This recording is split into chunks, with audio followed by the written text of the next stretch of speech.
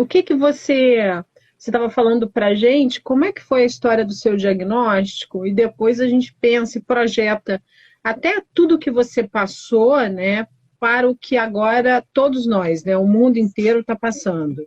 Mas qual é a história do seu É, diagnóstico? então, eu sempre acho legal falar sobre a questão do câncer de ovário, porque diferente de outros tipos de câncer, o câncer de ovário ele dá sintomas muito inespecíficos.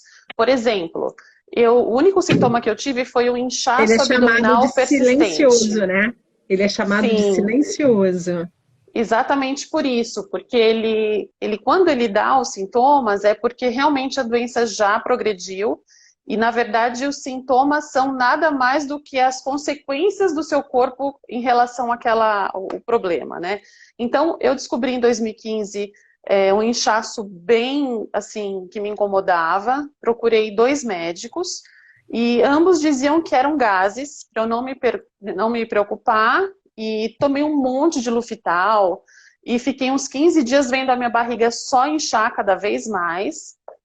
E eu sabia que não era normal, mas eu sempre fui uma pessoa bem esclarecida em relação à minha saúde, fazia meus exames de rotina sempre, sempre fui muito preocupada, sabe, em me cuidar, mas eu não sabia dos sintomas do câncer de ovário, né? E, embora eu tivesse histórico familiar, nenhum dos médicos que conversou comigo levantou essa possibilidade ou essa dúvida em relação a ser algo mais sério, porque eu era super saudável e me cuidava, estava com os meus exames sempre em dia, enfim. Até que, vendo a minha barriga inchar, inchar, inchar, uma segunda-feira de manhã, eu fui para um pronto-socorro e estava bem desesperada já, minha barriga já parecia como uma barriga de Fica, gravidez, fica né? muito distendida, né? E você, desse período, Muito. você, além de ficar com o abdômen distendido, nesse desconforto, você perdeu peso? Esse Não, o que eu período? sentia, Paty, era uma sensação de estômago sempre cheio. Eu sentia minha barriga, parecia que eu estava assim, muito, que eu tinha comido muito e não tinha muito apetite. Sabe quando você fica meio que prostrada, mas não dava muita bola para esse sintoma porque eu achava que eu estava preocupada e que. Mas eu sentia que Uhum. eu tomava um copo de água e eu já sentia o meu estômago alto. Sabe? Eu Aham. sentia como se eu tivesse sempre com uma má digestão, alguma coisa do tipo. É, a produção, é E aquilo que você falou, a produção de todos os líquidos corporais já afetada pela presença tumoral, né? Eu estou com um paciente agora que a queixa dele, embora a doença de base dele seja bexiga, ele se queixa de dificuldade para deglutir, não tem nada mecânico, ele não consegue comer, mas é porque o tumor produz substâncias, que são as citocinas, que causam isso. E você mecanicamente ainda tinha um tumor de massa, de volume, né? Que aí vai colaborar com isso, né? pois é, e aí eu nessa segunda-feira, quando eu procurei o pronto-socorro, eu já estava bem desesperada, eu sentia que alguma coisa estava errada e que todos os médicos realmente não davam muita importância, sabe? Eles nem pediam exames nenhum, eles às vezes nem chegavam a me examinar clinicamente. Eles Como olhavam para tem isso em mim câncer, né? Como tem isso em câncer, né? Quantos? muito, Tem muito, uma muito. paciente aqui que está falando com a gente que erraram o diagnóstico dela por um ano, né? E como tem isso, né? Eles E o não câncer têm de essa ovário, e o câncer de ovário, Paty, como não tem nenhum exame de rastreamento, isso se torna ainda mais comum, né? É muito comum, as mulheres me mandam mensagem dizendo que foram diagnosticadas já em estágio 3, assim, avançado da doença, porque achavam que, por exemplo, o Papa Nicolau pegasse o câncer de ovário e não pega, gente. O Papa Nicolau, ele vem para diagnosticar o câncer de colo de útero, mas o câncer de ovário, eu estava com o meu Papa Nicolau super em dia, né? E aconteceu o câncer de ovário. E quando eu procurei esse pronto-socorro, eu já cheguei muito esgotada, querendo assim um posicionamento do médico, do hospital, e eu pedi, pelo amor de Deus, que eles me pedissem algum exame de imagem, E eu me lembro que a médica ficou bem brava comigo. Ela falou que a conduta médica pertencia apenas a ela. Que Ela, eu não deveria, imagina. sabe? Que eu não deveria chegar impondo um protocolo médico. E levei uma bronca mesmo, sabe? Por eu ter tido essa voz mais ativa enquanto paciente. E só sei que, para minha sorte, ela me pediu um ultrassom. Nesse ultrassom, já apareceu uma cite bem volumosa. E ela ficou bem assustada quando ela viu essa cite. E ela falou, será que você está fazendo uma hepatite medicamentosa? Por que será que você está com essa cite tão volumosa? E aí ela já começou a me tratar com um pouco mais de carinho, sabe? Um pouco mais de querer me ouvir, de querer me entender. E aí eu fui para a tomografia. Ela conversou com vários outros médicos que estavam lá de plantão. Fui para a tomografia e na tomografia é que eles viram que já tinham múltiplos nódulos espalhados por todo o meu abdômen, por todo o peritônio, e que a ascite realmente era por conta de uma carcinomatose peritoneal. E aí começaram a colher marcadores tumorais para ver qual era a origem, né, desse câncer. E aí colhi vários marcadores e colhi o CA-125, né, que é um marcador tumoral para câncer de ovário, e ele deu bastante alterado, ele deu 1.800, 2.000. Uau. E o normal é até 35, né? Número pequeno. Então, e eles já viram imagens no fígado, tinha comprometimento hepático, também além do peritônio. Enfim, já ela veio toda delicada comigo, ela não conseguiu conversar comigo sobre o que era. Outra coisa, assim, bem triste, né, Paty? Às vezes, no momento do diagnóstico, o médico não consegue encarar a gente e conversar com a gente com a dignidade que poderia, eu acho, com a humanidade que poderia, né? E acaba que ela falou, você vai para uma sala de repouso, porque você vai ter que fazer outros exames, e eu vou te passar para uma equipe cirúrgica que vai conversar com você sobre o que vai ser feito daqui para frente, mas você, a princípio, vai ter que internar para fazer uma cirurgia. Então ela falou e você, sem saber o que era isso, né? Você notou que ela mesmo não teve o preparo ou a coragem de te dizer sobre o seu diagnóstico. Sim, sim. Hoje eu percebo que foi exatamente as suas palavras, assim, a falta de preparo, falta de como saber abordar o paciente, explicar o que estava acontecendo. E quando veio essa equipe cirúrgica que avaliou o meu caso e que falou, não, realmente é sério, ela vai ficar internada para operar em caráter de urgência, a notícia foi dada para o meu marido e o meu marido veio conversar comigo. Porque eles não vieram, juro. Aí ele veio. Você, macho!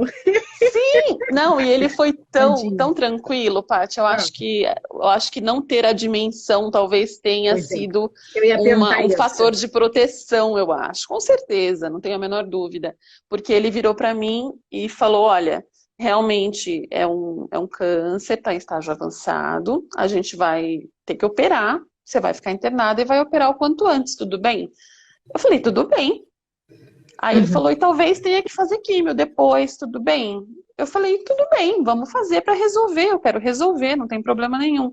Então, eu não tive aquele momento de voltar para casa, digerir, pesquisar, ao mesmo tempo que hoje eu vejo que isso foi bom para mim, porque não deu para criar tanta neura, sabe? Eu já tive que enfrentar e a minha única escolha foi agir, né? E aceitar o tratamento. E aí já fiz a cirurgia, uma cirurgia bem grande, já fiz a panesterectomia, tirei útero, ovário, as trompas, o que deu para fazer do peritônio, eles mexeram também, mas continuavam as imagens no fígado. E aí a proposta era que a químio viesse para resolver a carcinomatose peritoneal e essa lesão hepática. Bom, eu fiz a primeira químio ainda internada, 2 dias depois da cirurgia, E aí fiz um ano de 2015 inteiro quimioterapia. Eu fiz Taxol e carboplatina, né? Uhum. Só que aí eu fui tendo uma reação alérgica ao Taxol. E aí aquela situação, né? A gente tem que E diminuir a ele estava quantidade. respondendo?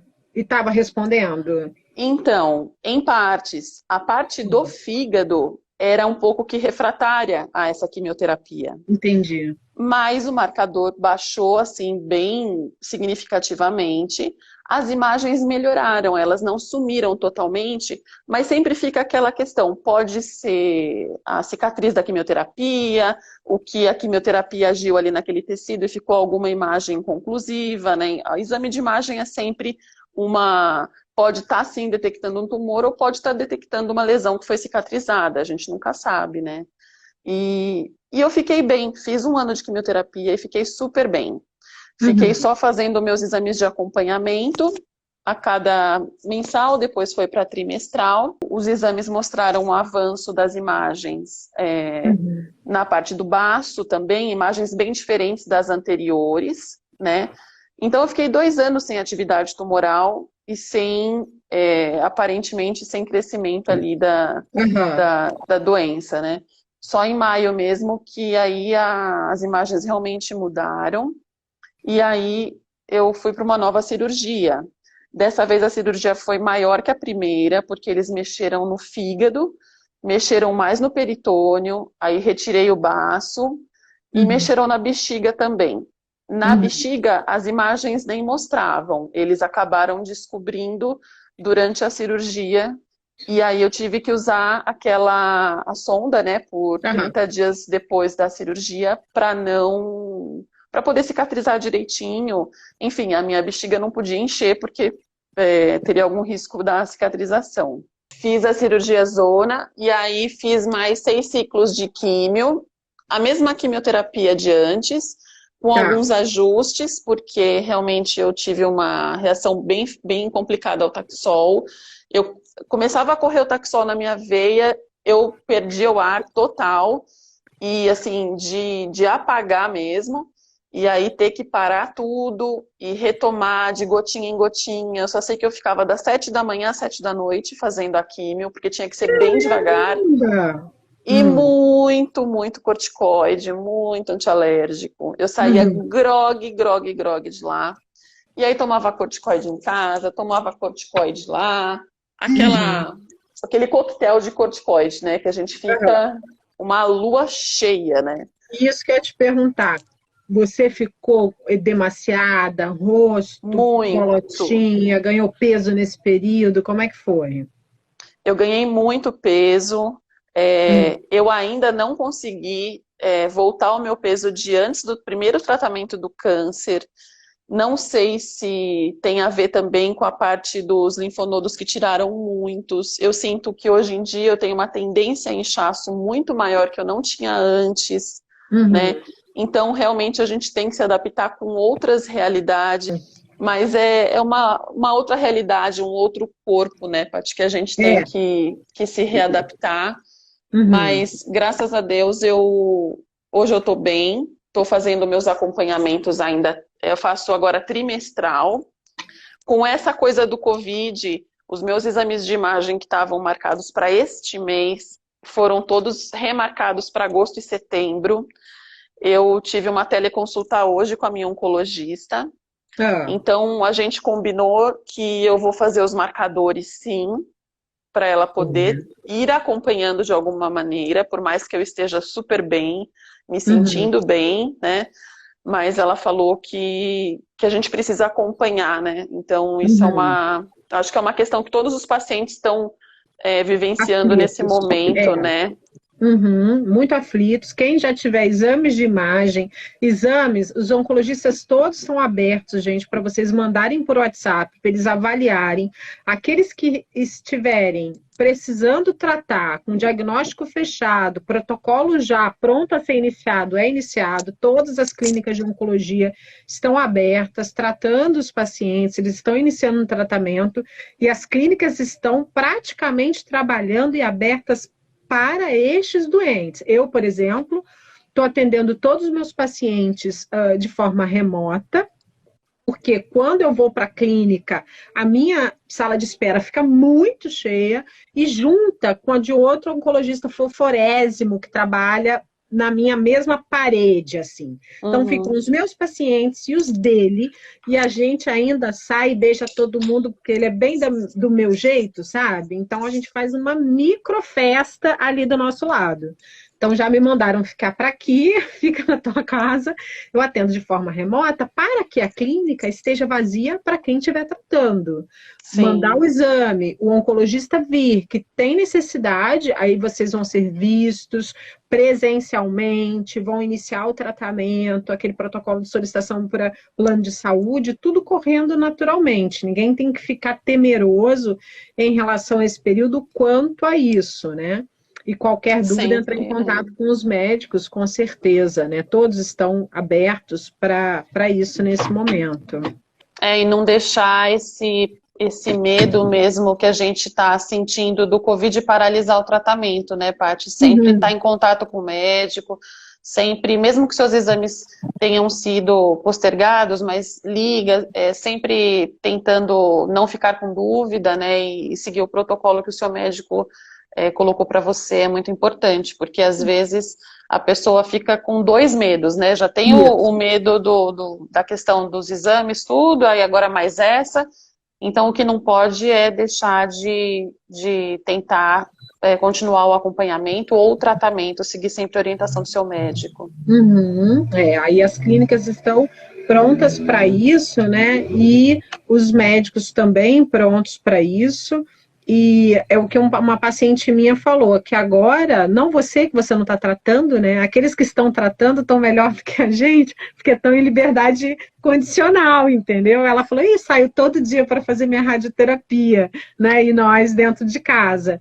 Então é praticamente assim, as ruas abertas para vocês irem à clínica tratar e voltar, né? As É clínicas também estão bem verdade. mais vazias também, cuidando para ter um número menor de pessoas possível, né?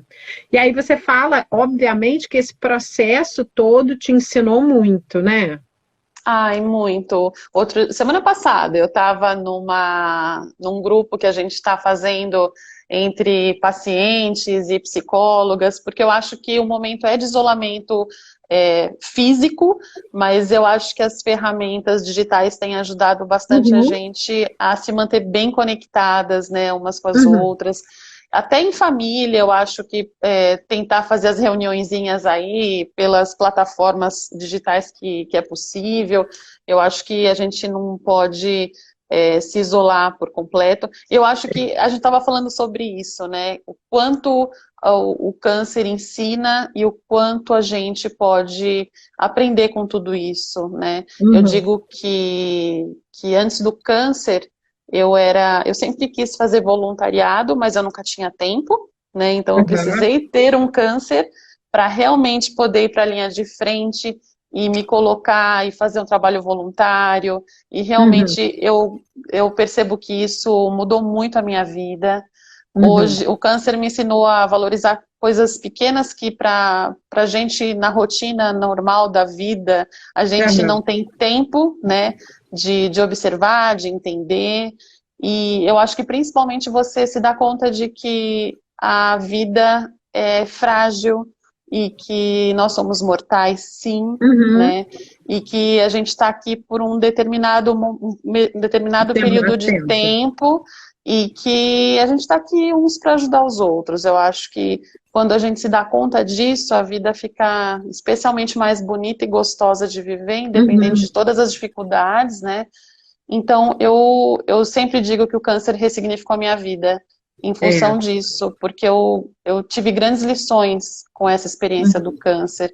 E, principalmente, outra coisa que a gente conversou lá e que foi muito legal é Uhum. que as pessoas mais especiais que eu conheço hoje, o meio do câncer que me trouxe, sabe? É. Porque são pessoas tão incríveis e tão determinadas e que lutam tanto para viver e que são capazes de valorizar cada momento de felicidade.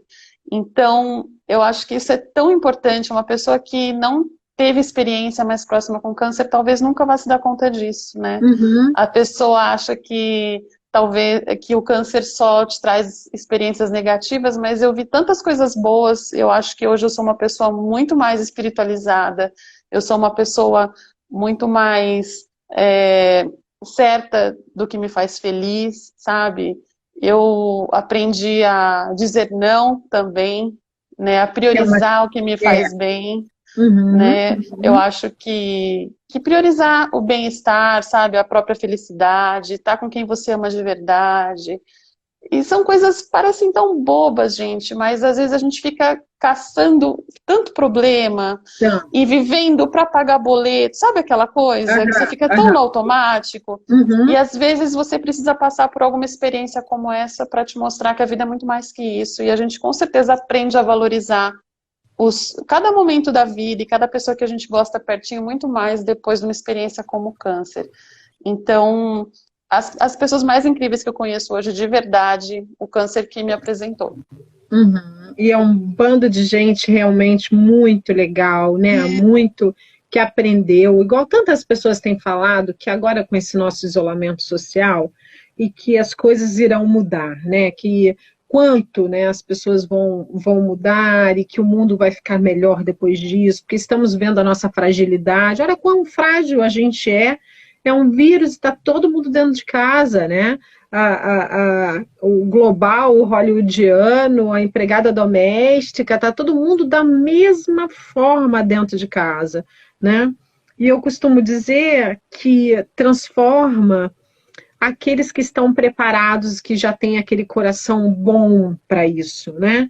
Como você. E aí aquela frasezinha que vaca preta cheira vaca preta, né? Pessoas semelhantes se atraem. Esses especiais que estão perto de você, porque você também assim é. Então hoje, no seu aprendizado de saber dizer não, vem o seu limite e vem o seu radar também de escolha daqueles que estão com a melhor energia para troca, para entrega, para a gente se melhorar, né? Eu falo que eu tenho um agradecimento enorme por trabalhar em oncologia, por aprender com vocês, e a gente valoriza essas pequenas coisas, a gente curte, dá beijo e abraço, né? A gente fica feliz se o paciente não fez uma intoxicação, não se intoxicou muito pelo último ciclo de quimioterapia, enfim, e ver o indivíduo como um todo, né? Que é o bonito, né? E aí vocês estão nesse momento mais fragilizados e totalmente abertos a esse tipo de vida, esse tipo de viver. E aí é uma delícia, porque aí a troca acontece de uma forma muito melhor, muito mais genuína, muito mais pura, né? E aí obviamente, a gente acaba aprendendo com vocês. Tá vendo o aulão que você tá dando aí? Da mulher falando, né? Uma mulher correta falando, gente. Deixa ela falar os negócios aí. Ai. Mas você sabe que isso é muito, muito louco, né? Naquela ocasião do TJCC, eu ouvi de uma pessoa, eu comentei que eu estava indo para o congresso, né, de oncologia. O TJCC, gente, é o maior congresso de oncologia nacional, né? Onde todas as instituições se encontram, os pacientes se encontram, né, palestras maravilhosas, como a Paty já bem explicou pra gente. E eu ouvi uma pessoa falando, nossa, mas você vai num congresso de oncologia, mas que triste, deve ter só gente com câncer lá. E eu fiquei olhando. Eu fiquei olhando. Assim, fez assim, né? Então. Eu fiquei olhando aquilo, eu falei, meu Deus, acho que essa pessoa não como tem. Paciente, inclusive, querida. Essa pessoa não tem consciência do que ela tá falando, né? E eu falei mas isso pra existe um ela. estigma muito grande, né? É muito o que vocês, forte, né? Você é uma forte. causadora oncoguia. Vocês estão aqui para sinalizar isso, porque quando o paciente recebe aquele diagnóstico dentro do envelope, é um sinônimo de morte, né? Aquilo daí... E a gente tem um estigma muito forte mesmo, que a gente vem tentando, né? É um trabalho de formiguinha, como a Evelyn lá do Onco fala pra gente, mas a gente faz com muito amor, porque a cada mulher que se aproxima, que me manda uma mensagem, que fala, olha, eu conheci o seu Instagram e me encheu de esperança, apesar de eu achar que tudo estava perdido e dos prognósticos não serem tão bons, quando eu vi a tua história, eu acreditei que era possível, né? Então, isso para mim não tem preço, sabe? Por isso que eu mantenho o Instagram, porque realmente é uma troca maravilhosa com essas pessoas e muitas acabam virando amizades de vida mesmo, porque os caminhos se cruzam, né? E lá no TJ, aí você falou essa coisa de energia, de sinergia, né? De identificação. Tô lá na fila e me veio uma mulher maravilhosa, alta, elegantérrima. Eu falei, gente, essa mulher desembarcou da França hoje e veio falar comigo. Aí ela veio, se apresentou. Eu falei, gente, que mulher maravilhosa. Sabe, uma mulher que brilha, uma mulher que você fala, gente, o que é isso? E era essa maravilhosa Paty, que eu tô aqui hoje conversando. Que ela me chamou de francesa. Ela, gente, você parece uma francesa. Me senti, né, gente? Vinda da roça, vai pra São Paulo, já bota logo ela tava, assim, você acredita? Olha, como os encontros são especiais e como as pessoas com uma energia boa se reconhecem mesmo.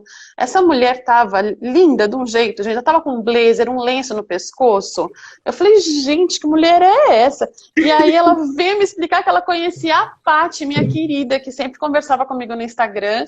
E a gente tirou uma foto. Então são esses encontros que valem a pena, gente, sabe? Às vezes a gente fica aborrecida por pouca coisa. A gente se pega em detalhes muito pequenos da vida.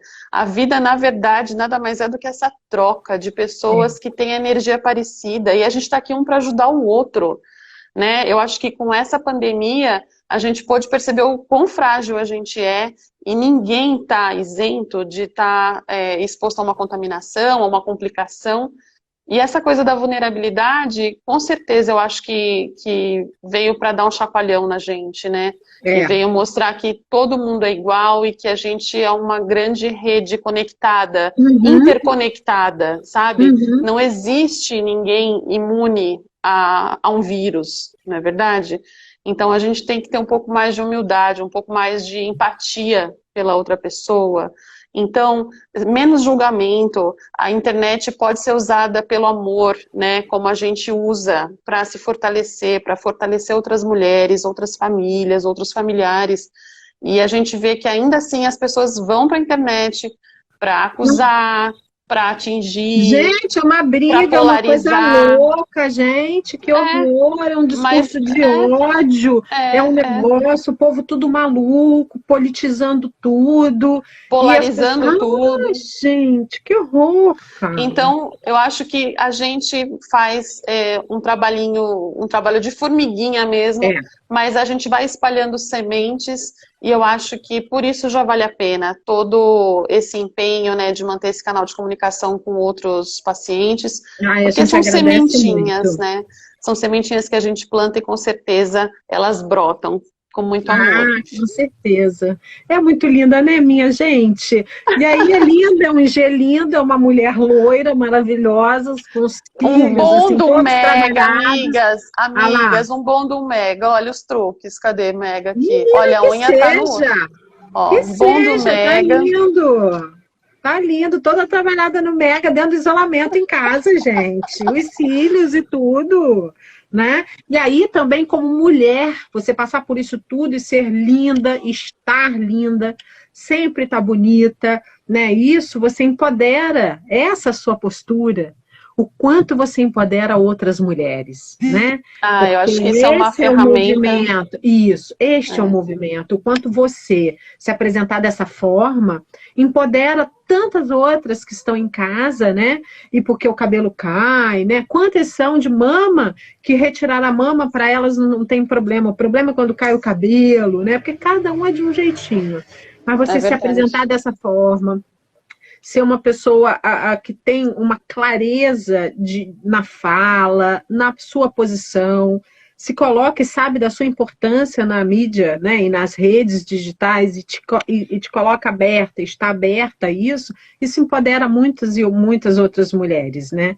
Então eu, em nome das minhas carecudas todas, agradeço demais e agradeço a Deus por eu ter conhecido você. Naquele dia que eu estava montada. Eu que agradeço. São presentes que a gente ganha mesmo. E a minha vida valeu a pena e ganhou mais significado depois do câncer. Então, se você está tendo diagnóstico, se você está em tratamento, enxergue tudo pelos olhos do amor, com coragem, com fé, com esperança, e você vai ver que você vai tirar um grande aprendizado de tudo isso, e que existe sim muita vida depois do câncer, e a gente está junto para provar que isso é verdade. De mega, de peruca, gente, vamos careca, brincar, vamos brincar. Careca é lindíssima, careca, lindíssima. Eu acho lindo. Eu acho que cada uma tem que achar dentro dessas novas possibilidades maneiras de ser feliz, e existem. Então, é isso, é uma fortalecendo a outra. Eu agradeço muito a oportunidade de ter te conhecido, de estar aqui com você hoje. Todas as pessoas do mundo do câncer aí que eu converso super te amam, porque você é uma querida com todo mundo. Ai, que fofa. E eu amei nosso papo hoje. Muito obrigada.